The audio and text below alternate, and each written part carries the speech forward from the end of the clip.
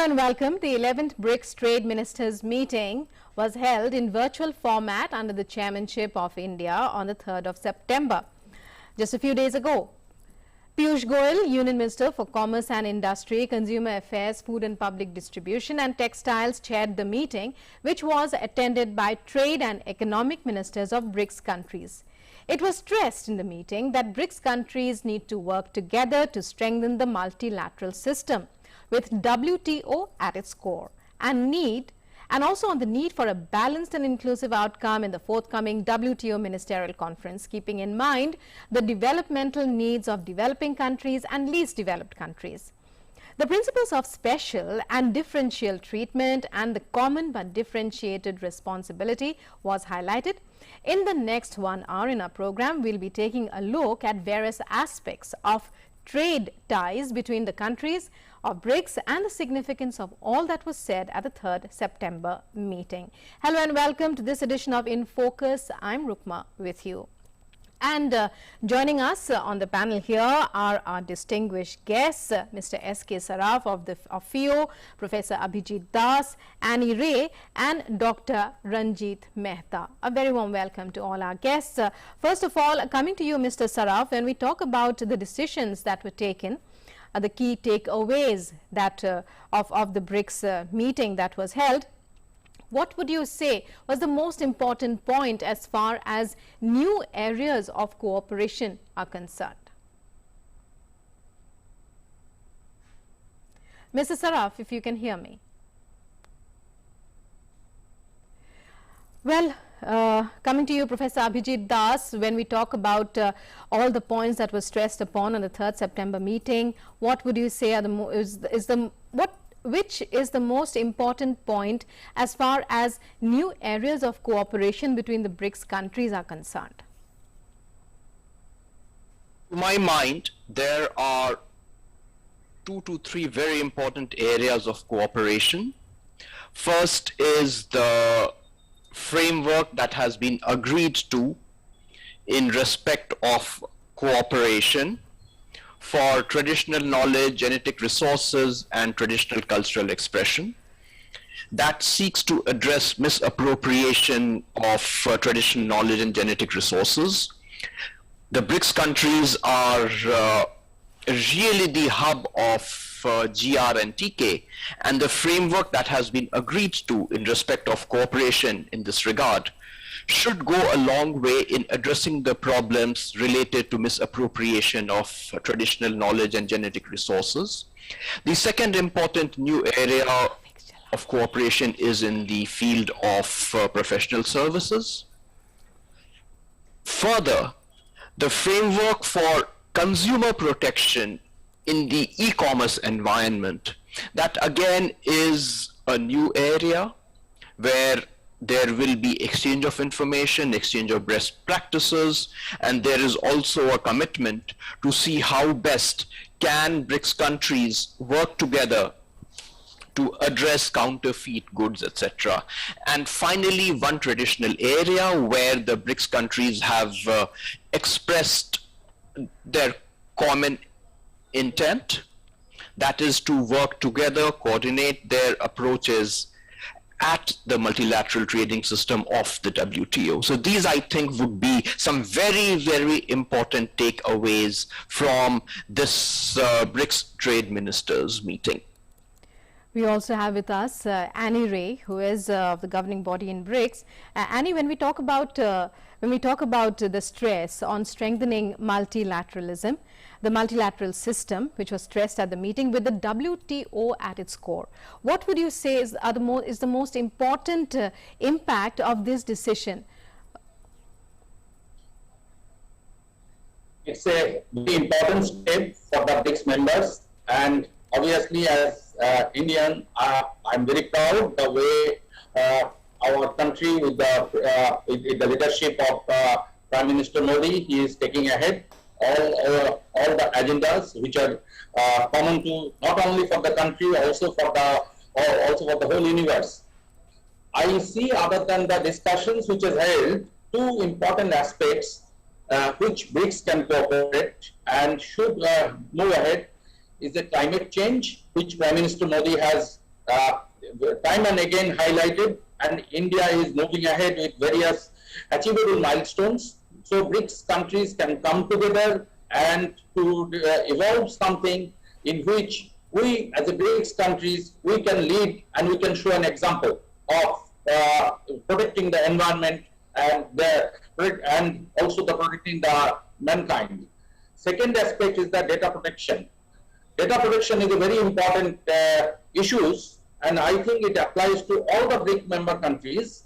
And so that is another issue where BRICS members can all come together and evolve into something not only for them, but also make an alternate model for the rest of the world. Right. Well, we also have with us Mr. S.K. Saraf. Mr. Saraf, if you can hear me now. I can. Right. Well, when we talk about new areas of cooperation, there's trade, there's the handling of the pandemic and so many other points that were stressed upon. When the Union Minister talks about strengthening the multilateral system, particularly in the context of BRICS, which are the areas that you see most affected? Well, one of the most affected area which would affect all the BRIC countries are textiles. So we need to find a common ground in the BRICS framework to address the issues of opening up markets for textiles, for Indian products as well as even from Brazil or from China for that matter, in the developed markets. And that needs to be addressed jointly, number one. Number two, the other important issue that our Commerce Minister mentioned was about trade in services. Now, India is very strong in trade in services. In fact, our export of trade in services is quite equivalent to our export of goods and merchandise. So, if we concentrate on export of trade in services, I think our country will benefit significantly. One thing that I feel should be addressed is to activate the BRIC Bank. You know, the bank has been formed, and our MSMEs in all the BRIC countries should be able to take advantage of the BRIC Bank loans and other facilities. The next point, most important, was that there was a general consensus on joint common working, which I think is a great achievement. If countries like China, India, Russia, Brazil can work together as a common platform, it will help each country in developing its trade. It may even lead to a formation of a loose FTA, for example, among all these countries. This could be a future path for the BRIC countries to take. But I think this particular 11th meeting was very successful, and our minister did a great job in putting forth some very interesting points for all. So I think we should take them forward now. Right. We also have with us Dr. Ranjit Mehta. Dr. Mehta, when we talk about the WTO and the role that it can play, we can accept that so far the WTO, as far as its relation, as far as the position it has with relation to trade and cooperation between particularly the BRICS countries, there is a long way to go before it can fulfill its full potential. Would you agree with that? And what would you say is the role that the WTO can play in this new role and in these new areas of cooperation? Yeah, thank you. In fact, BRICS is very important today. It is having around 42%. These BRICS countries are having around 42% of the world population, and all these BRICS countries, they contribute around 23% to the world GDP, and around 70% of the world trade is from BRICS countries. Therefore, it is extremely important in present context today. And especially after the COVID-19, all the countries are looking for cooperation from each other, and India in particular. When you see that India and China are the two very important countries, and Brazil is there, South Africa is there. The most important point, I think, that in this particular meeting, you were asking the question before, I would say that, I mean, we had special roundtable meeting on MSME, because today MSMEs play a very important role, and particularly for India. And we have seen that all over the world, the world trade, especially in many countries, is coming from the MSMEs. Therefore, India also had the target of promoting its MSMEs, and the discussion about MSMEs was very important. And as far as WTO is concerned, definitely we have got many issues. They can be discussed in this. And one particular issue that was raised by South Africa and India, that was about TRIPS. I think that that also needs to be discussed, and these are some of the things which were discussed. And in particular, I would say that e-commerce is getting more popular in these countries and all over the world. And the discussion about e-commerce, and especially that in relation to the MSMEs, was extremely important discussion in this Brics summit, which was held by India recently. Right. Well, we are discussing about the Brics Trade Ministers meet that was held on the 3rd September in the run-up to the main meeting that is scheduled for tomorrow, that the Prime Minister will also most likely will also be addressing. We'll be back with our discussion, but now it's time for a short break. Stay tuned.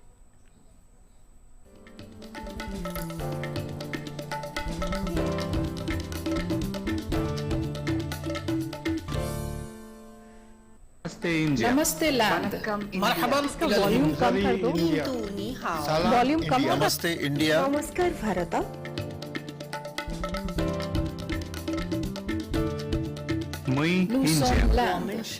نحن هنود India माँ हिंदी हस्ती हिंदियानी सलाम Hindustan we are India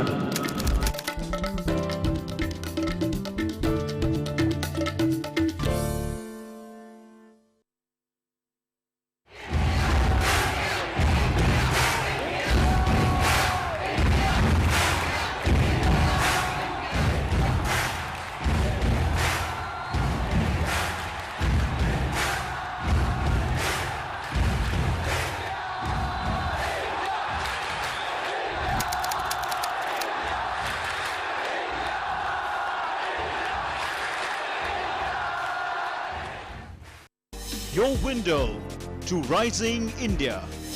India's voice on global platforms. Latest news from India and around the world. In-depth analysis of global headlines. Watch DD India in your country. Available for downlink in all Southeast Asian countries. STTV broadcast is available through the satellite GSAT 17 at 93.5 degrees east. HDTV broadcast is available through the satellite GSAT 10 at 83 degrees east. For technical details, scan here. Switch to DD India now. Welcome back. You're watching In Focus, and we are discussing about the Brics Trade Ministers meet that was held under the chairship of India on the 3rd of September. And we are discussing about all the decisions, the key takeaways of that meeting that happened. Well, Dr. Ranjit Mehta was telling us about all, and our guests on the panel were telling us about the important takeaways of the meeting. And well, coming to you, Mr. Ray, when we talk about we just talked about a multilateral partnership that was stressed upon, and also India stressed on the need for a permanent, adequate and equitable solution to the public stock holding programs for food security purposes. What does it mean in the context of developed and least developed nations? Which are the nations that would most likely benefit in this regard? Which are the challenges that India seeks to overcome by stressing on this particular point? Well, food security, especially today's context, is very important, where especially a big part of the world, including Africa, sub-Saharan Africa and the other part, they are completely out of food security, and with present, I will say that present gene-based agriculture, there is a threat to the indigenous food security of the indigenous food sources. So the Brics meeting today, it has called to protection of the domestic varieties of the domestic genomes. So that is very important in terms of our food security, in terms of the food security for the rest of the world. And unless we do this, we take care of this, in a very near future, we will be in a situation where a major part of the world will be without the food. And because the indigenous varieties has to be given the priorities, which will give a big way for the whole world, not only for India. Right, Professor Das, when we talk, when the Union Minister says the developmental needs of developing countries and least developed countries, what are the needs that the Minister is talking about now, and how can Brics have an impact on that?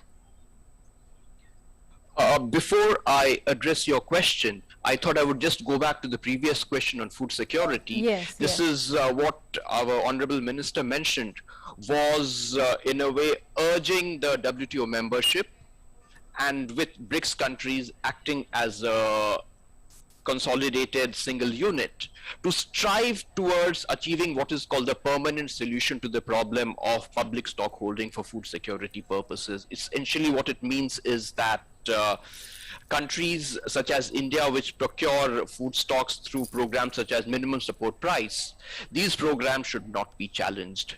We did achieve an interim solution to this problem in 2013 and 2014.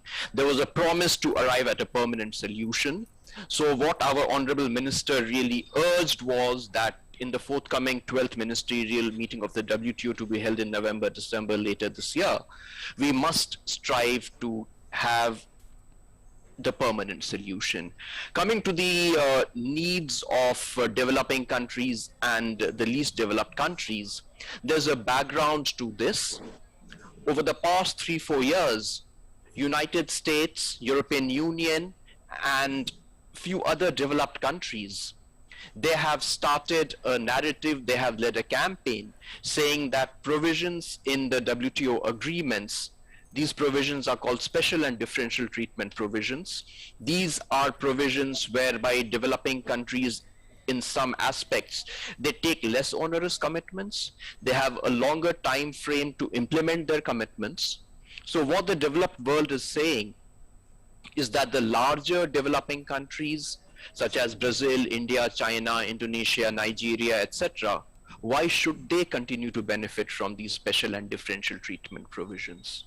So when our minister talks of the development needs, what he is emphasizing is the continued relevance at the WTO of the special and differential treatment provisions. Let's remind ourselves that schemes which the government of India implements, such as fertilizer subsidy or electricity subsidy or irrigation subsidy, these are in the nature of special and differential treatment. So when the minister talks of development needs, is perhaps these types of programs which he has in mind. And a final word on this, a very specific articulation of development needs is in the context of multilateral trade negotiations at the WTO, where under the special and differential treatment, it has been recognized that developing countries will not be asked to provide reciprocal concessions to the concessions that the developed world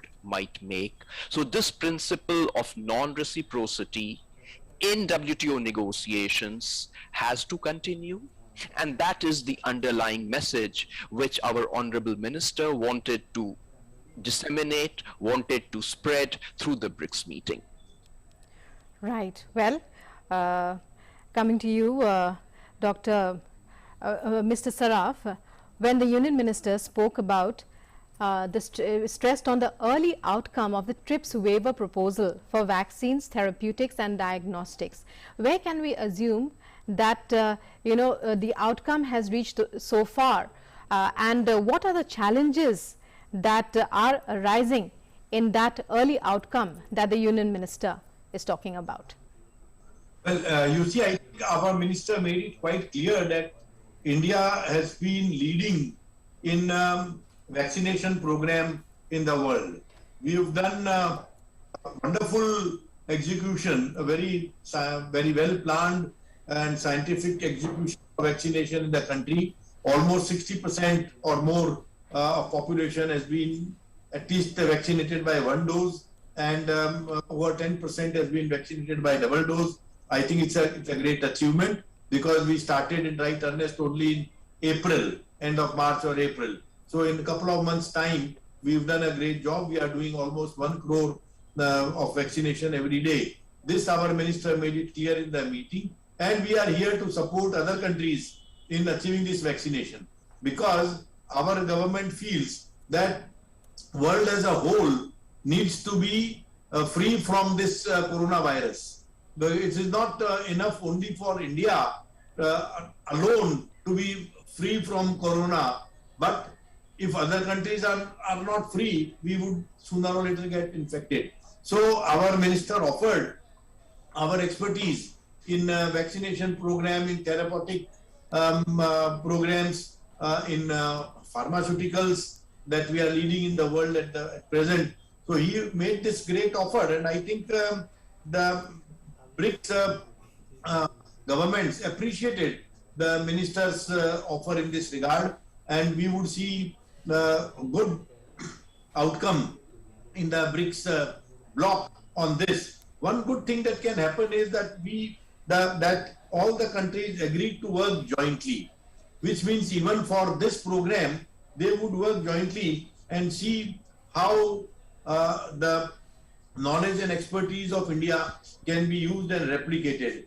I must also here, apart from this, touch upon two important events that the minister mentioned done by India. One was the Bric show, virtual show, in which FIU was also one of the important participants, where over 600 companies participated. This, I think, was a very good move in the cooperation among the BRIC countries. The second was, as my colleague already mentioned, the MSME roundtable.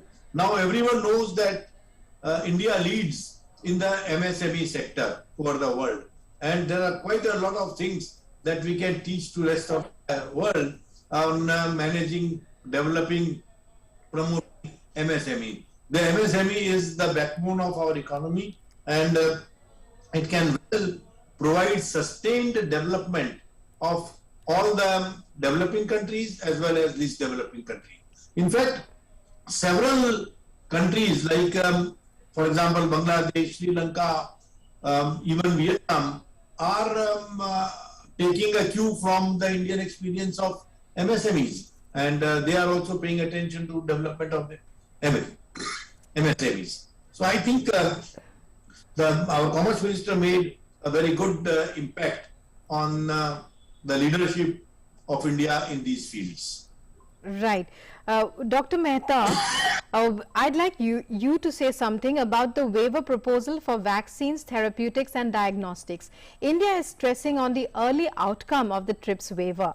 In fact, major world organizations, the WHO for example, the UN for example, the WHO saying that developed countries, by hoarding vaccines and other therapeutic drugs, etc., they are basically stopping the eradication of the pandemic. So in that sense, how important would you say would this TRIPS waiver proposal be, an early outcome to the TRIPS waiver proposal, and what is the role that India can play in this regard? Rupa, you rightly said that today we cannot live in isolation. Number one, we cannot have a world which is totally vaccinated and the world which is not vaccinated. Therefore, it is very critical that the TRIPS waiver proposal needs to be cleared at intellectual property organization. The only problem right now, which was coming from EU, European countries, Canada, and all these countries, the only good thing which has happened in recent times is Joe Biden government has given some positive indications towards this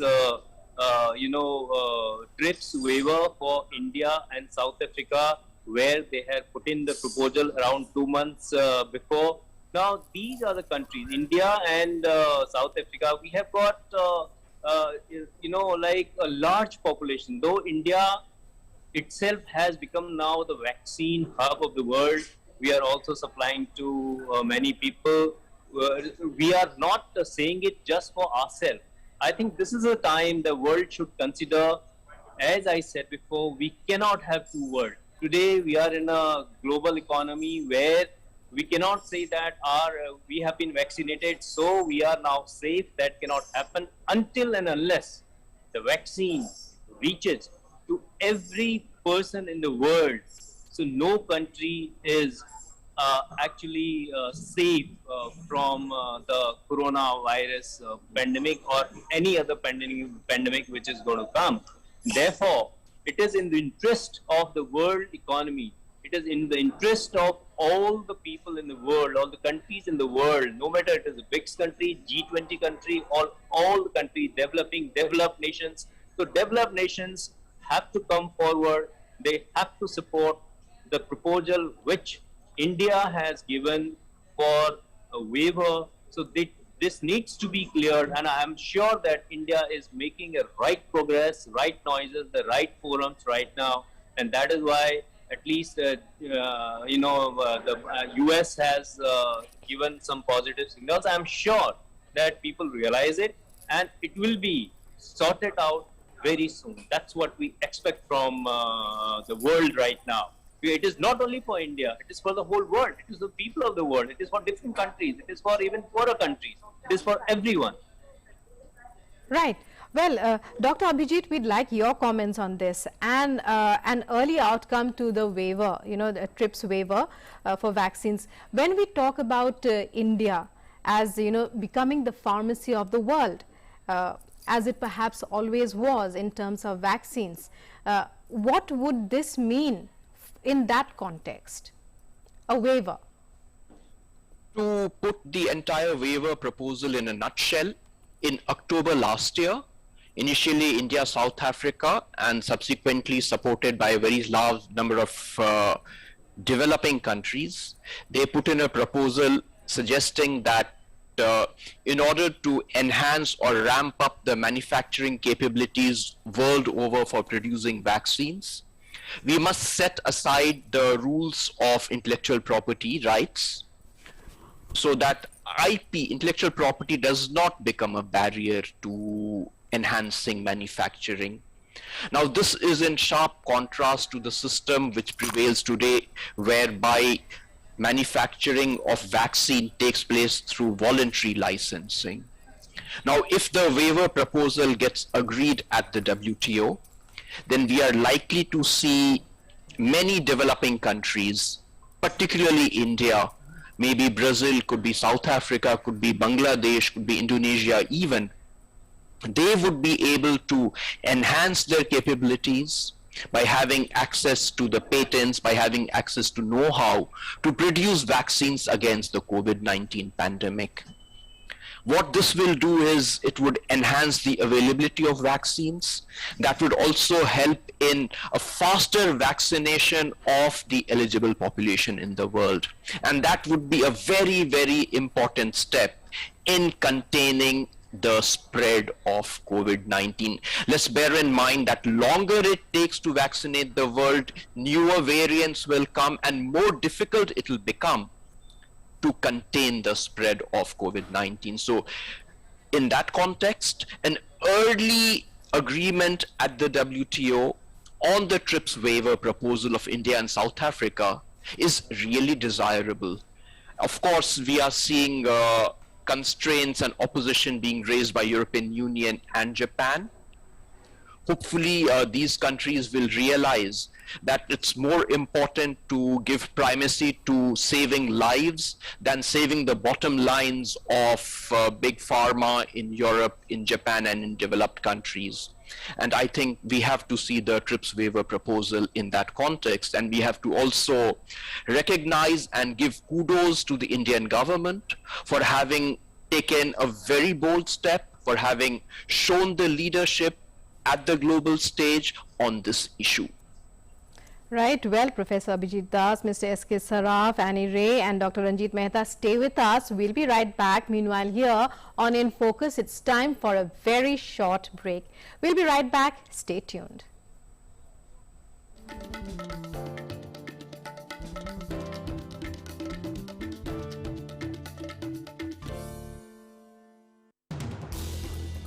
As the day unfolds and news and events take shape, we get you complete coverage of every news breaking in, tracking new developments as they happen.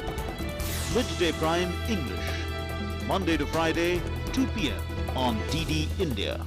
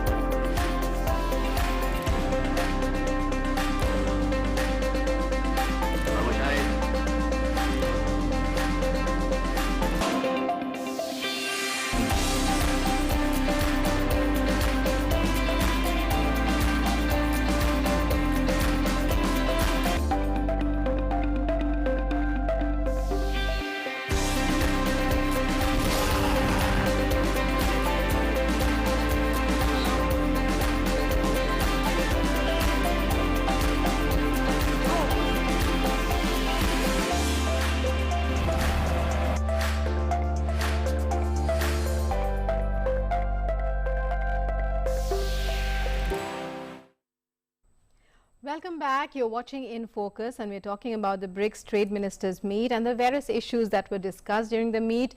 In the release after the meet, the outcome of the consensus on increased areas of cooperation between the 5 BRICS nations. And well, coming to you, Mr. Saraf, once again, when the Union Minister talks about the adoption of emerging new technologies in a swiftly changing world while finding solution to the challenges of data protection and cyber security. Now, cyber security is an area in which well, even the most advanced nations have had various challenges at various points of time regarding that. However, the 2 years that have gone by, the 2 years of the pandemic that have gone by have shown that India can handle these matters in a major way.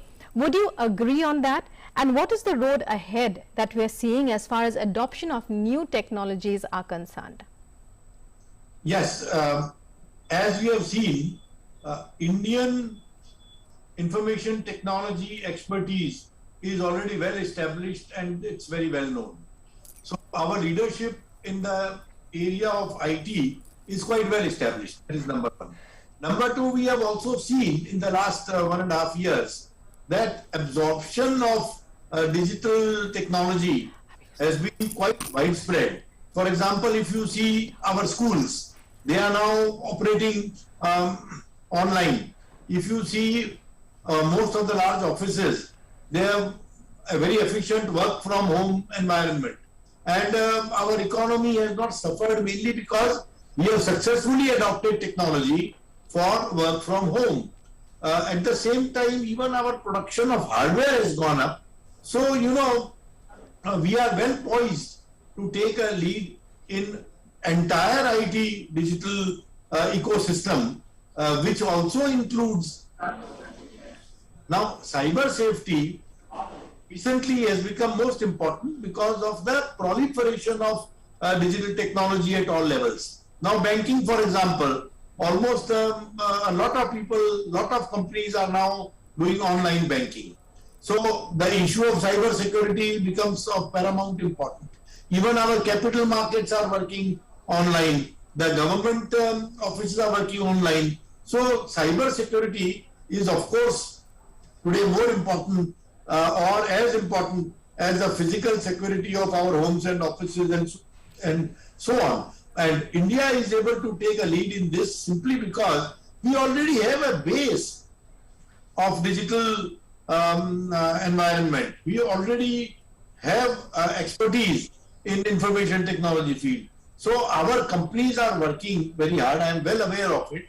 There are several excellent solutions now available for cyber security. The other thing is now e-commerce is is going up. The minister also laid a stress on e-commerce among the countries, and e-commerce means trading without any boundaries. So here again, the issue of cyber security comes in, and we are able to provide solution practically to everybody in the world. See, for example, our Aadhaar card. It's a very unique use of technology reaching out to every single citizen of this country. We have several such examples. Now this one ration card across the country being rolled out. So that again will be based on the technology. We have faceless, assessment in income tax as well as in customs department also. Again, thanks to technology. So all these are homegrown technologies. We have not taken any foreign license or foreign collaboration or something in this. So it clearly shows our expertise, our leadership in this area, and really working hard on the cyber security. And the Commerce Minister has done very well in flagging this issue in the meeting. Right, Annie Ray, when we talk about adoption of new technologies, as we were discussing with Mr. Saraf, how would you say this is very important from India's point of view? What would you say we've seen the benefits for consumers. What would you say in the context of benefiting Indian entrepreneurs, say for example, Indian business, bringing in revenue for the government, bringing in, increasing exports and also increasing, services and expansion of the services sector. Also, the role that India can play in this regard. Let me try to give a simpler solutions. I go to a very common base. Let's say handicraft manufacturers in a certain village or in a certain district. They have an expertise of their product, and by physical constraint, they have a very small market. Now, with the adoption of digital technology and e-commerce and all, a artisan in a village, he can market his product to anywhere in the world. So that is how expansion of his business can go many folds without limiting on geographical constraints or geographical issues. So just I give you an example. One of my very close relative, they stay in Canada. They recently wanted to order something very ethnic Indian Rajasthani items. I mean, this is basically the Rajasthani chairs. So what they did, they did not, I mean, probably they had that thing in India. So they were looking for, then they ordered over internet and get the materials delivered into a, let's say, south of Alberta. So that is the potential of e-commerce and the new technologies in this. Indians, we are very entrepreneurship, it is in our blood, and we are really very cost effective. But due to various constraints, we, especially MSME and the smaller sectors, our reach was limited. Now with the e-commerce and these, we can expand our reach through various online and with the new technologies, our product can go to the global houses anywhere in the world. So that's how directly the new technologies, it gives a inclusiveness in terms of the lowest strata of the economy, and so that can create at the same time a lot of employment, business opportunities and employment. That's how I see is the major takeaway of e-commerce and the new technologies in terms of our Indian way. I mean, in terms of our Indian economy, in terms of our Indian entrepreneurs, in terms of the MSMEs and even to the lowest, smallest artisans, which are our traditional products. Right. Well, we'll be right back to a discussion, but now we slip into a very short break. Stay tuned and keep watching DD India.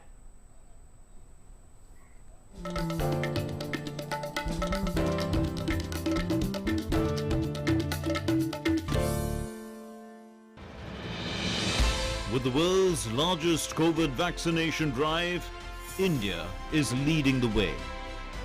As the vaccine reaches every corner of the nation, do not forget the mantra, Dawai bhi, Kadai bhi. Let's continue our fight against COVID-19. Vaccination along with social distancing, sanitization and masks. Mask up, India! Put your mask on and cover your nose and be safe. Mask up, India.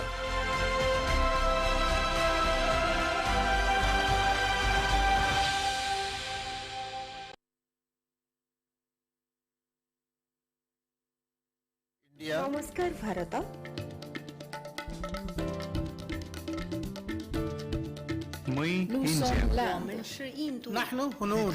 India माँ हिंदी हस्ती हिंदियानी सलाम Hindustan. We are India.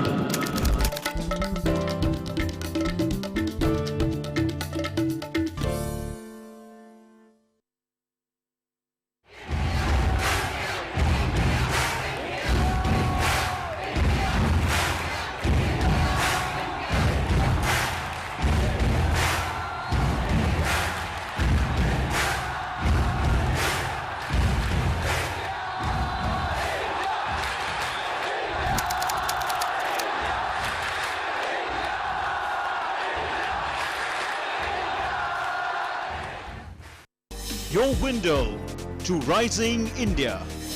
India's voice on global platforms. Latest news from India and around the world. In-depth analysis of global headlines. Watch DD India in your country. Available for downlink in all Southeast Asian countries. STTV broadcast is available through the satellite GSAT 17 at 93.5 degrees east. HDTV broadcast is available through the satellite GSAT 10 at 83 degrees east. For technical details, scan here. Switch to DD India now.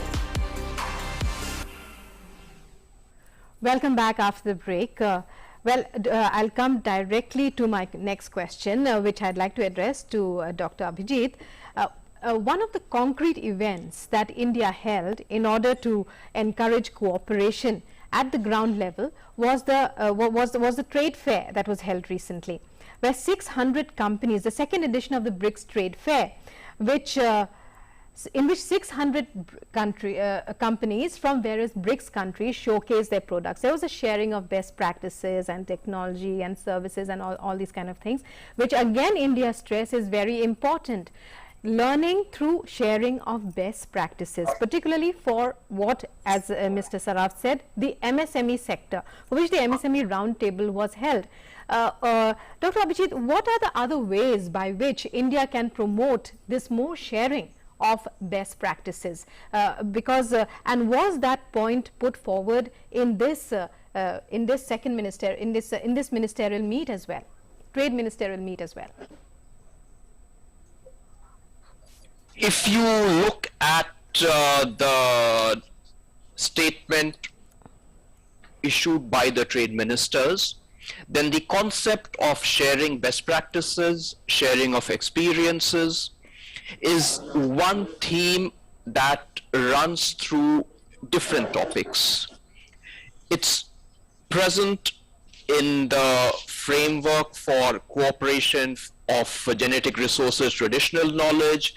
It also exists in the BRICS framework for cooperation in trade and professional services, as well as in the framework for ensuring consumer protection in e-commerce.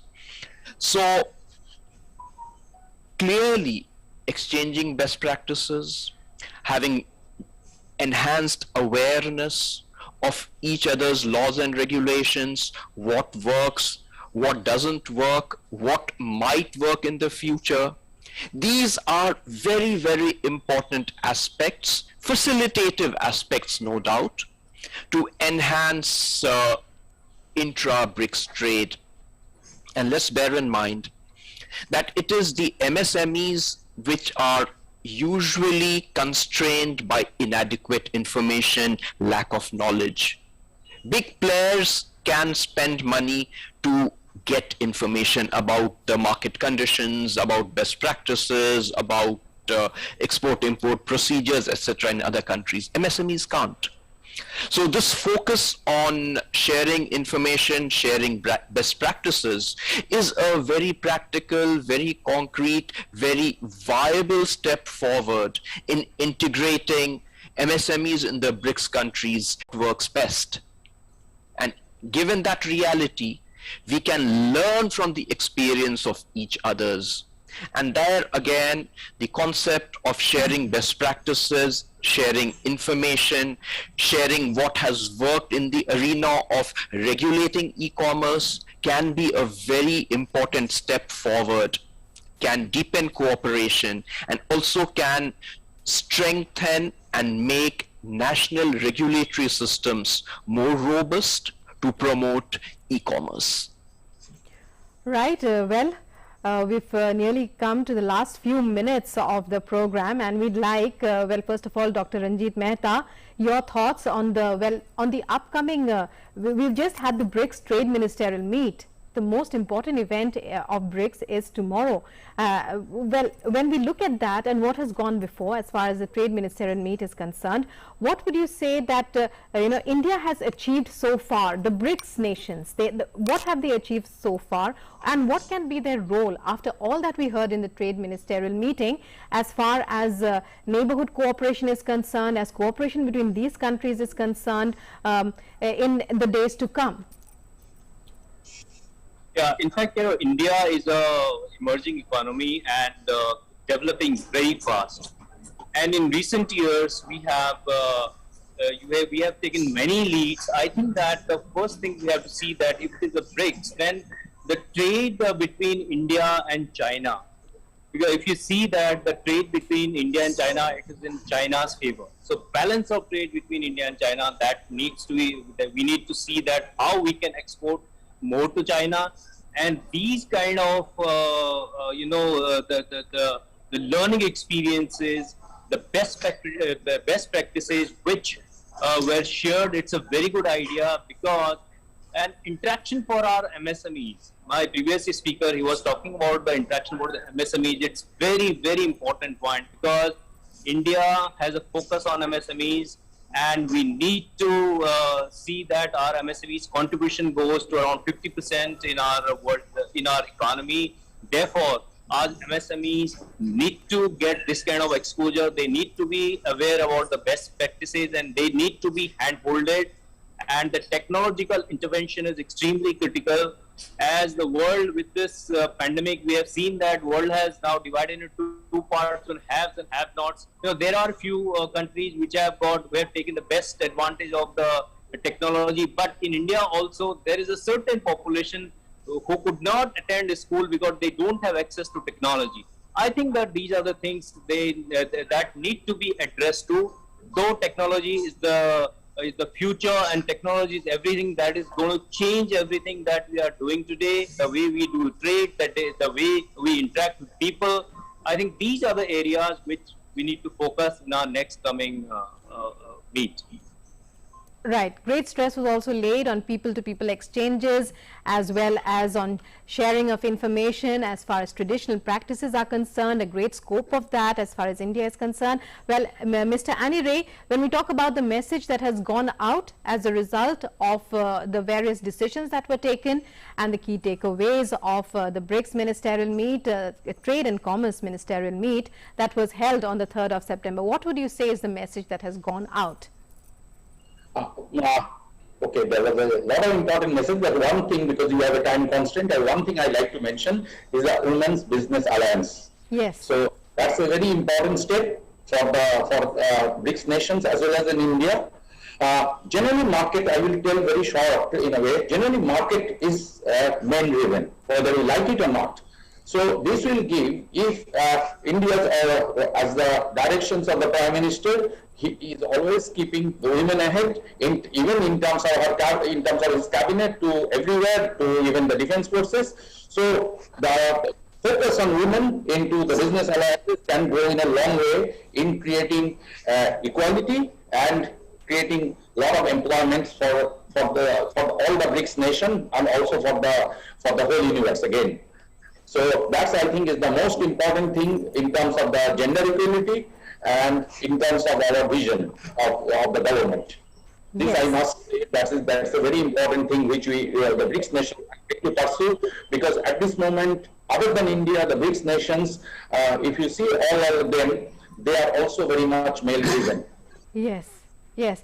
Well, India's role was also acclaimed as because of the various such initiatives that it has undertaken. The Women's Business Alliance among them. Dr. Abhijit, we'd like you to just say a few words as far as how the BRICS has recognized how women have been critical enablers of growth and economic recovery across the globe.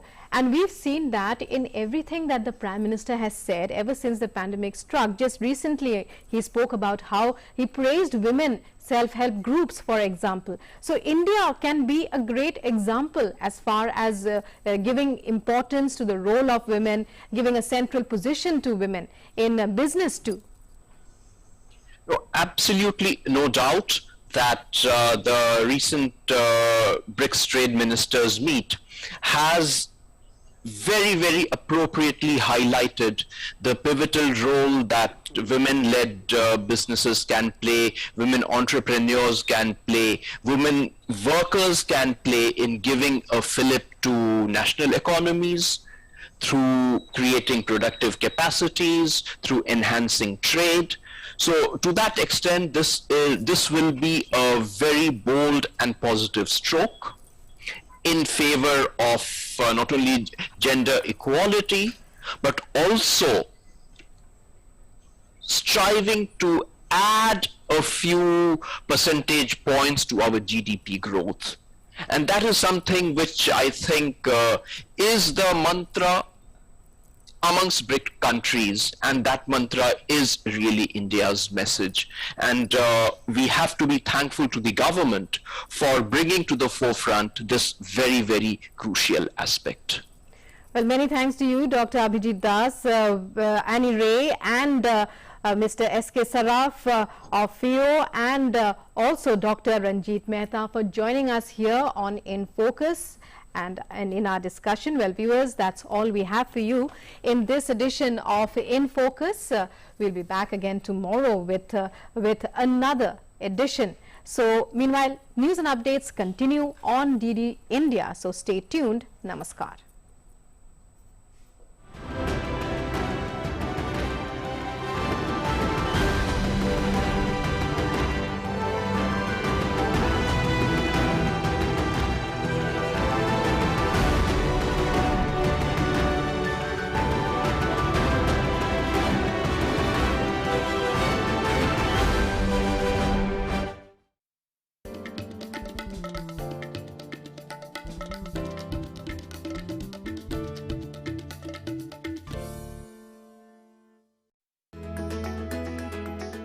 National Monetization Scheme, that the government is asking the private sector to come and join them shoulder to shoulder and lead the path to recovery. This gives a lot of confidence and trust that government is giving the right kind of policy framework.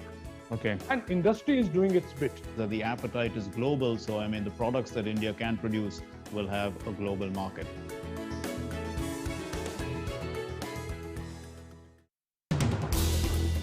As the day unfolds and news and events take shape, we get you complete coverage of every news breaking in, tracking new developments as they happen.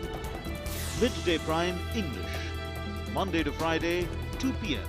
on DD India.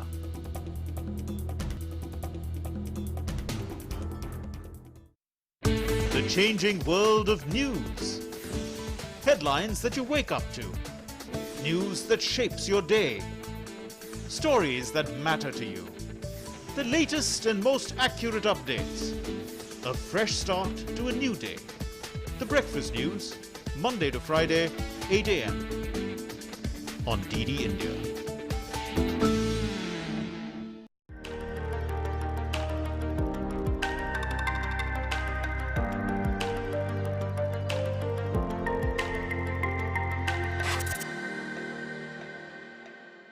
Hello and welcome to Power of Listening, a joint initiative of Doordarshan and All India Radio that brings out how India enriched and imparted the world through its traditional knowledge. Our guest today is Dr. Shashi Bala. She is a renowned Indologist who specializes in India's cultural contribution to several Asian countries. Today we will ask her about how valuable the contribution of several Indian scholars was in building the cultural foundations of many Asian countries. Welcome, Dr. Bala. Hello, namaskar. Available research tells us about how traditional Indian knowledge and Buddhist teachings traveled to China and went further into the whole of East Asia. Tell us about the start of this tradition. Actually, India is a distinct land. It has a distinct culture, which was not available. The Indian knowledge systems, all the texts, the philosophy, the huge literature, whatever was there in India was not available in any other country. So there was a lot of enthusiasm in all the countries around India, including China. So when did Chinese came to know about India is a question. It starts from the 3rd century BC, when Chinese came to know about India and its culture, about Buddhism, about the knowledge that we had.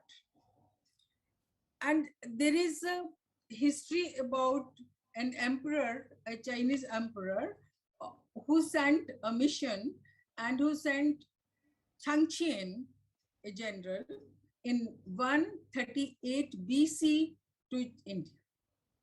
And he took many stories about India. It's very interesting to know about the voyages of Changqian and what he carried from here. He talked about trade also, and he reported after going back in 138 BC that the products of Sichuan and Yunnan, that side of China, were sold in the markets of Bactria. and Indians were doing it. And he is the person who took the Indian musical instrument and the melodies from India to China. And those melodies are very important for us to know, because the name of the melody is Tukhar, and Tukharian melody is very rarely found now in India. And then we have to talk about the contribution of the Emperor Kanishka, who played a major role in establishing cultural relations with China. And we must know about him that he is the only emperor of India who received a Chinese title, and the title is Son of Heaven. If we talk about the inscriptional evidence, the first inscription is dated 67 AD, that is discovered from the White House Monastery in China, when they talk about two Sanskrit masters who reached China with Sanskrit texts carried on white horses. But they did not go from India actually, they had gone from UHE area. UHEs, Sogdians, Parthians, they were all contributed to spread Buddhism in China. The first translator of Buddhist texts into Chinese is a Parthian prince, An Shikao. And the relations with China, when they started with Kanishka, Kanishka had a war with the Chinese, and he brought some princes, captured them and brought them to India. And they were brought to the modern Punjab, and the area was called Chinabukti, and now it is called Chinyari. Chinyari is a modern, and it's near the modern city Firozpur in the state of Punjab. And when we talk of intercultural relations, then the question comes to mind that we must have taken something from China also. So these princes who came, who were brought by Kanishka as captives, they introduced two fruits. One is peach and one is pear. So that's about the cross-cultural exchanges between India and China. That's interesting. But tell us about the geography of the region then, the kind of kingdoms that were there. You've told us about several emperors. Which kingdoms in Asia were interested in learning about traditional Indian knowledge systems? When we talk of Asia as a whole, then you can say all the Asian countries were eager and they took a lot from India. For example, when we start talking about Southeast Asia, there was no script in Southeast Asia. They developed all the South Asian scripts on the basis of Indian scripts. Whoever the acharyas, who were the traders who were going to these countries, and whatever they were carrying, that was accepted by them, and they developed their different scripts. So I have been talking about these scripts as they were developed in Indonesia or Myanmar or Sri Lanka or Laos or Thailand or Cambodia, in all the countries. And when we talk about the beginning of our relations, then we have to talk about Sage Kaundinya, who was the first to go to Cambodia from India, and he married the princess there and established a kingdom. Sage Agastya, he went to Indonesia. So there was a continuous flow of people and culture. Traders were the first who carried Indian culture there, although there is no historical evidence about it. But when we look at the inscriptional evidence discovered from Southeast Asia, they start from 2nd century AD.